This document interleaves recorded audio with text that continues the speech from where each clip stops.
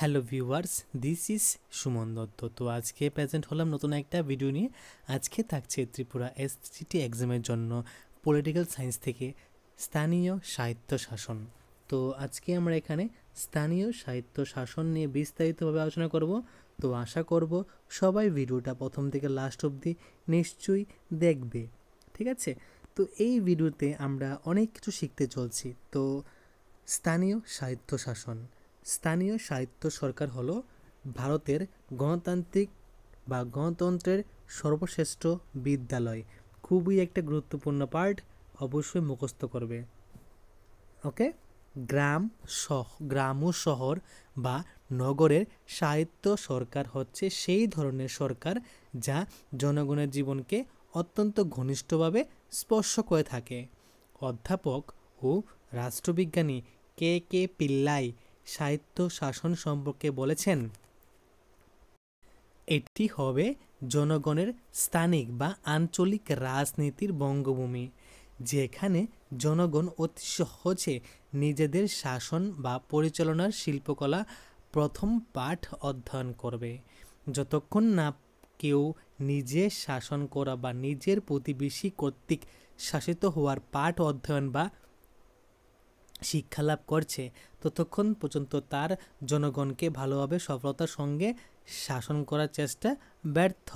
এক কথায় সাহিত্য শাসন বলতে বোঝায় সেই ব্যবস্থা যেখানে উপযুক্ত ও বিধিসম্পন্ন প্রতিষ্ঠানসমূহ কর্তৃক ক্ষুদ্র ক্ষুদ্র অঞ্চলে শাসন কার্যাদি পরিচালিত হয় এবং সংশ্লিষ্ট অঞ্চলে বসবাসকারী অতি সাধারণ ব্যক্তিও শাসন কার্যে নিজের অংশীদারিত্বের সুযোগ পায়। ঠিক আছে, এখানে এই কথাই বলা হয়েছে, মানে স্থানীয় সাহিত্য শাসন বলতে লোকাল এরিয়ার একটা ন্যূনতম একটা যোগ্যতা অনুসারে একটা পদকে বোঝায়। ঠিক আছে, তো এরকম কিছু একটা এখানে বলা হয়েছে। তোমরা একটা এমএলএ বা একটা মেম্বারের একটা যে ক্ষমতা সেটা নিয়ে তোমরা এখানে এটার সাথে কম্পেয়ার করতে পারো। ঠিক আছে, তো সূচনা কোথা থেকে হয়েছে? ভারতে স্থানীয় সাহিত্য শাসন যে সূচনা হয়েছে তার একটা সুপ্রাচীন ইতিহাস আছে। সেই ইতিহাস পর্যালোচনা করলে দেখা যাবে বিশ্বের অন্যতম প্রাচীন গণতান্ত্রিক ব্যবস্থার পীঠস্থান ভারতবর্ষ। ভারতে পাশ্চাত্য ধরনের সাহিত্য শাসন ব্যবস্থা প্রথম গড়ে ওঠে পৌর অঞ্চল বা নগরকে কেন্দ্র করে। এই ব্যাপারে পথিকৃৎ হলো মাদ্রাজ পৌর প্রতিষ্ঠান, বর্তমানে যা চেন্নাই নামে পরিচিত। মানে এই ব্যাপারে প্রথম যে পথিকৃৎ, ঠিক আছে, হলো সেটা কি? সেটা হলো মাদ্রাজ পৌর প্রতিষ্ঠান, যা বর্তমানে চেন্নাই নামে পরিচিত। 1687 খ্রিস্টাব্দে এখানেই প্রথম মাদ্রাজ পৌর প্রতিষ্ঠান প্রতিষ্ঠিত হয়। এরপর 1726 খ্রিস্টাব্দের মধ্যে আরও কয়েকটি বড় বড় শহরে পৌরসভা প্রতিষ্ঠিত হয়। এরপর প্রায় একই সঙ্গে কলকাতা, মাদ্রাজ, বোম্বাই এই তিনটি শহরে আধুনিক পৌর প্রতিষ্ঠান গড়ে ওঠে। এগুলি তৈরি হয় 1793 খ্রিস্টাব্দে সনদ আইন অনুসারে।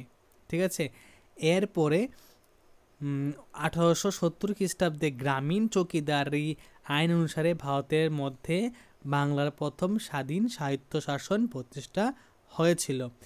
ভারত যখন স্বাধীনতা লাভ করে, ঠিক আছে, বা স্বাধীন ভারতে সংবিধান প্রবর্তনের পরবর্তীকালে পঞ্চায়েত রাজ ব্যবস্থার প্রবর্তনে কিছু কার্যকারী ব্যবস্থা গ্রহণ করা হয়। এর মধ্যে বিশেষ উল্লেখযোগ্য হলো 1997 খ্রিস্টাব্দে বলবন্ত রায় মেহতা কমিটির সুপারিশ অনুসারে ত্রিস্তর পঞ্চায়েত ব্যবস্থা।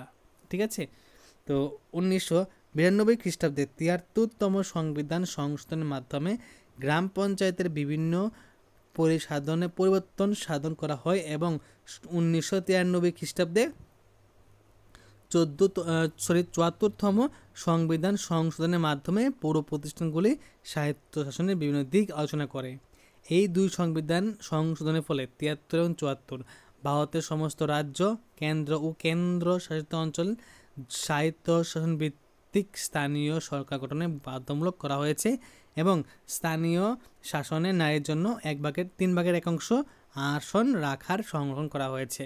তো আজকের এই ছোট একটা ভিডিও তোমাদের কাছে যদি ভালো থাকে অবশ্যই ভিডিও শেয়ার করবে। তো দেখা হচ্ছে একটা গুরুত্বপূর্ণ ভিডিওতে প্রথম থেকে শেষ অবধি দেখার জন্য তোমাকে অসংখ্য ধন্যবাদ।